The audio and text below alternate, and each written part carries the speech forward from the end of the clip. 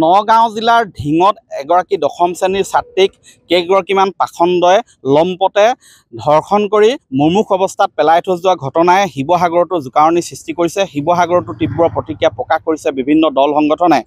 আৰু এই ঘটনাক শিৱসাগৰ বিশ্ববিদ্যালয়ৰ ছাত্ৰ একতা সভা, ছাত্ৰ সমাজ, অসমীয়া যুৱ মঞ্চকে ধৰি বিভিন্নজনে তীব্ৰ ভাষাৰে গৰিহণা দিয়াৰ লগতে দোষীক কৰায়ত্ব কৰাৰ দাবী উত্থাপন কৰিছে। কঠোৰতকৈ কঠোৰ শাস্তি প্ৰদানৰ দাবী জনাইছে। এনেকুৱা ধৰণৰ ঘটনা যাতে পুনৰাবৃত্তি নহয় তাৰে দাবী উত্থাপন কৰিছে বিভিন্নজনে। মই বৰ্তমান শিৱসাগৰ বিশ্ববিদ্যালয়ৰ সন্মুখত আছোঁ আৰু শিৱসাগৰ বিশ্ববিদ্যালয়ৰ ছাত্ৰ একতা সভায়ো ইয়াত তীব্ৰ প্ৰতিক্ৰিয়া প্ৰকাশ কৰিছে। সাধাৰণ সম্পাদক আছে, মই জানিব বিচাৰিম কি ক'ব এই সন্দৰ্ভত। পোনপ্ৰথমে যি এক নাৰকীয় ঘটনা কালি ঢিঙত সংঘটিত হ'ল তাক আমি শিৱসাগৰ বিশ্ববিদ্যালয়ৰ ছাত্ৰ সমাজে গৰিহণা দিছোঁ। এগৰাকী খিলঞ্জীয়া ভনী তিনি নৰপিশাচৰ বলি হ'বলগা হ'ল।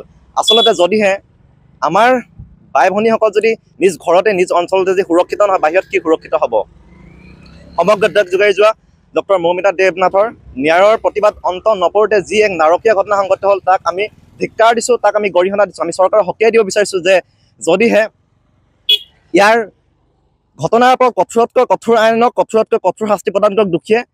আচলতে আমি নিজে সজাগ হ'ব লাগিব। সদায় যে ন্যায়ৰ প্ৰতিবাদত আমি মন জ্বলাই ৰাস্তাত প্ৰতিবাদ কৰিলে নহ'ব। আমি সদায় সজাগ হ'ব লাগিব নাৰী শিক্ষাৰ প্ৰতি, চৰকাৰে সজাগ হ'ব লাগিব নাৰী শিক্ষাৰ প্ৰতি। গতিকে চৰকাৰে এটা অনুৰোধ, নাৰীসকলক সুৰক্ষা দিয়ক, আমাৰ ছাত্ৰ ছাত্ৰীসকলক সুৰক্ষা প্ৰদান কৰক। ধন্যবাদ। হয়, অসমীয়া যুৱ মঞ্চৰ বিষয়ববী আছে, কি ক'ব?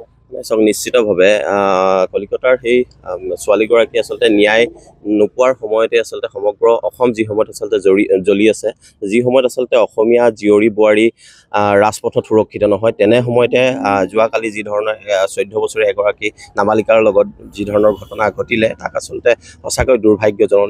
নিন্দাৰ বাহিৰে আমাৰ ভাষা নাই।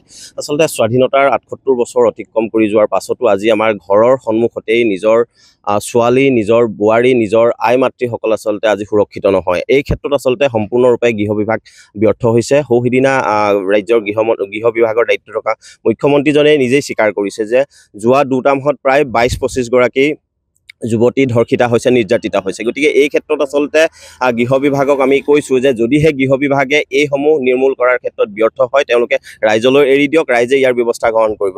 আৰু চৰকাৰলৈ আমি আহ্বান জনাব বিচাৰিছোঁ যে যিহেতু সমগ্ৰ ৰাজ্যতে এই ক্ষেত্ৰত আচলতে প্ৰতিবাদ হৈছে, চৰকাৰে এই ক্ষেত্ৰত দৃষ্টান্তমূলক শাস্তি দিয়াৰ ব্যৱস্থা কৰক, অন্যথা কিন্তু চৰকাৰ সাংঘাতিক ধৰণে বিপদত পৰিব।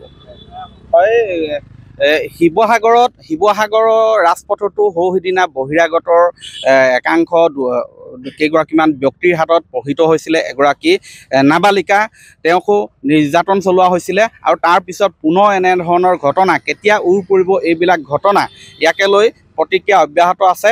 মই আৰু এগৰাকী ছাত্ৰীৰ পৰা জানিব বিচাৰিম কি দাবী কৰিবা? একচুৱেলি মই ন্যায় বুলি ক'বলৈ গ'লে ন্যায় দিব লাগে, কিন্তু তাৰ আগতে মই ভাবোঁ যে মহিলাসকলক এটা অধিকাৰ দিব লাগে। অধিকাৰ নামটো একচুৱেলি অধিকাৰ শব্দটো সংবিধানত লিপিবদ্ধ থাকিলে নহ'ব। যিসকল দোষী এই ক্ষেত্ৰত কি শাস্তি হোৱাটো বিচাৰে? শাস্তি মানে কঠোৰতকৈ কঠোৰ শাস্তি হ'ব লাগে, কাৰণ ভাৰতবৰ্ষই এনেকুৱা এটা শাস্তি দিব লাগে যিটো আদৰ্শ হওক বেলেগ ৰাষ্ট্ৰৰ কাৰণে। কাৰণ বেলেগ চীনত হওক বেলেগ হওক ধৰ্ষিতা হ'লে যিটো শাস্তি দিয়ে তাতকৈ ওপৰত শাস্তি দিব লাগে বুলি ভাবোঁ, কাৰণ তেনেকুৱা মানুহৰ জীয়াই থকাও কোনো অধিকাৰ নাথাকে। হয়, জীয়াই থকাৰো অধিকাৰ নাই। এক দৃষ্টান্তমূলক শাস্তি হওক, যাতে আগলৈ আনে এনেধৰণৰ জঘন্য কাণ্ড কৰিবলৈ সাহস নকৰে, তেনে এক শাস্তি হোৱাটোৱে বিচাৰিছে শিৱসাগৰতো ছাত্ৰ সমাজে, দল সংগঠনে।